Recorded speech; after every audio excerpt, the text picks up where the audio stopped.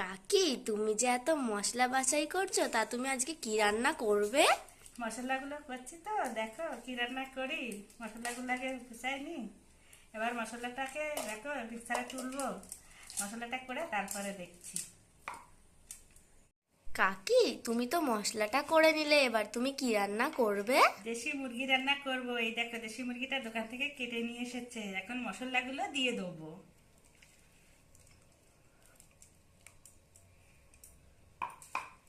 দিয়ে দেবো 4 পিস আলু।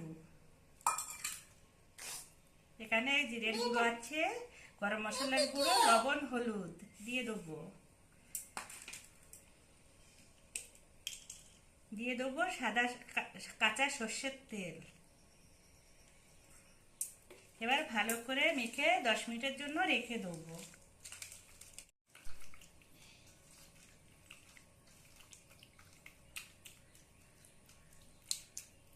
কড়াইতে তেলটা গরম হয়ে গেছে, দিয়ে দিব গোটা জিরে, এলাচ, লবঙ্গ, গরম মশলা।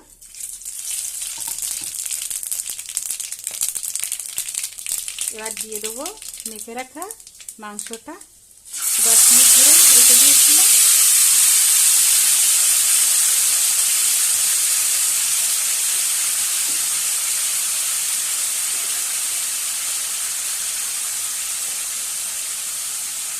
ডাবলেটা দিয়ে অল্প করে জল দিয়ে দেবো মশলাটাকে মাংসর সাথে কষিয়ে নেওয়ার জন্য।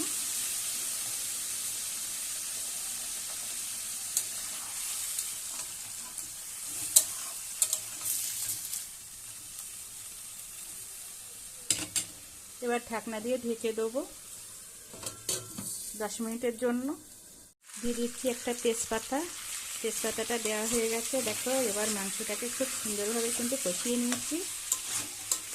কিছুটা সময় নিয়ে কিন্তু কষিয়ে নিয়েছি।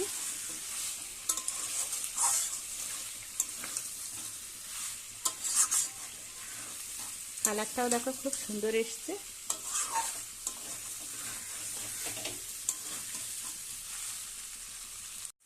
দিয়ে দেবো জল।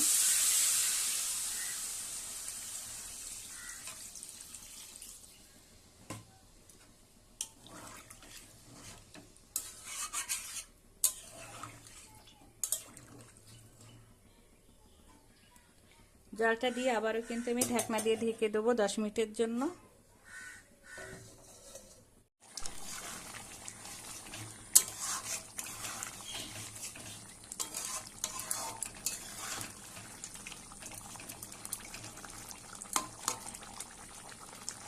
মাংসটা দেখো রান্না হয়ে এসেছে। বৃষ্টির দিনে কিন্তু এরকম মাংস রান্না খেতে কিন্তু খুবই ভালো লাগে। এখানে দিয়ে দেবো জিরের গুঁড়ো আর ধনিয়ার গুঁড়ো।